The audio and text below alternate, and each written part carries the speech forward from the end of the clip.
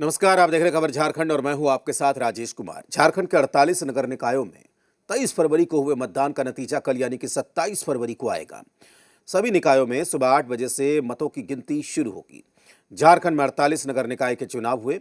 इस बार ballot paper से चुनाव होने की वजह से एक दिन में मतगणना संभव नहीं है, इसलिए ये अगले दिन भी जारी रहेगी। राज्य निर्वाचन आयोग ने मतगणना को लेकर विस्तृत दिशा निर्देश सभी जिला निर्वाचन पदाधिकारियों और निर्वाची पदाधिकारियों को भेज दिया गया है।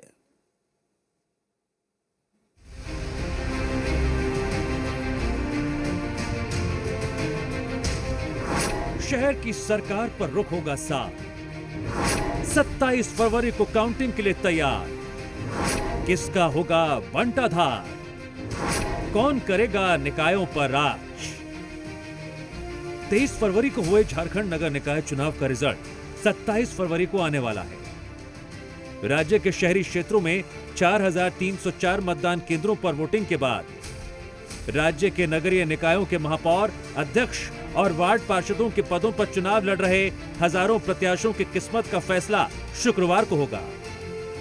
सभी निकायों में सुबह 8 बजे से मतों की गणना शुरू होगी। झारखंड में 48 नगर निकायों के चुनाव हुए। इनमें 9 नगर निगम, 20 नगर परिषद और 19 नगर पंचायतें शामिल हैं। इन निकाय क्षेत्रों में कुल 1087 वार्ड हैं। इन निकायों में से 13 में 2020 के बाद चुनाव हुए हैं। इस बार बैलेट पेपर से चुनाव होने के कारण एक दिन में मतगणना संभव नहीं, इसीलिए सारे नतीजे एक दिन में आना मुश्किल है। राज्य निर्वाचन आयोग ने मतगणना की सारी तैयारी कर ली है। देखिए, वो काउंटिंग के लिए जितना टेबल निर्धारण है वो पूरा टेबल निर्धारण हो गया। इसमें रिजर्व पर्सनल भी निर्धारण हो गया।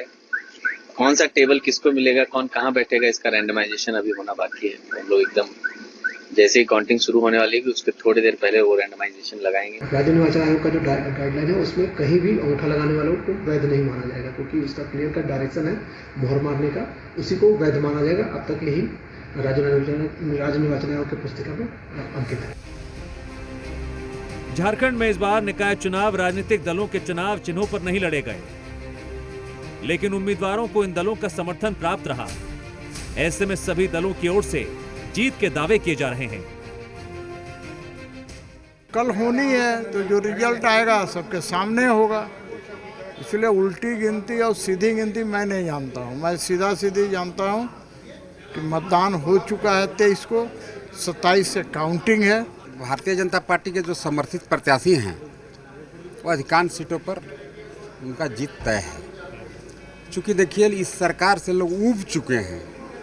अब तो मतलब इसको टाइम पास कर रहे हैं। इस सरकार से कुछ उम्मीद रहा नहीं।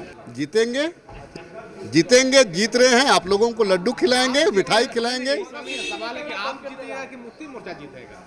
नहीं, एक चीज है ना, ये जो है ये कोई सिंबल से चुनाव नहीं था, लेकिन हमारे लोग लड़े थे। देवघर तो ठीक है मेरा, देवघर धनबाद जहाँ तक जानकारी है, चास भी एक है, और उतना पलामू में भी ठीक है, और तो उतना डिटेल मालूम नहीं है, लेकिन एंट्री झारखंड मुक्ति मोर्चा का शहर में हुआ है।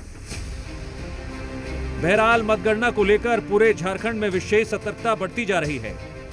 खासकर जिन इलाकों में निकाय चुनाव और परिणाम के बाद हिंसा हुई थी, उन जिलों में विशेष सतर्कता बरतने के निर्देश जारी किए गए हैं।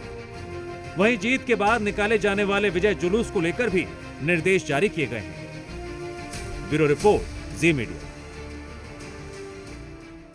गढ़वा में नगर निकाय चुनाव की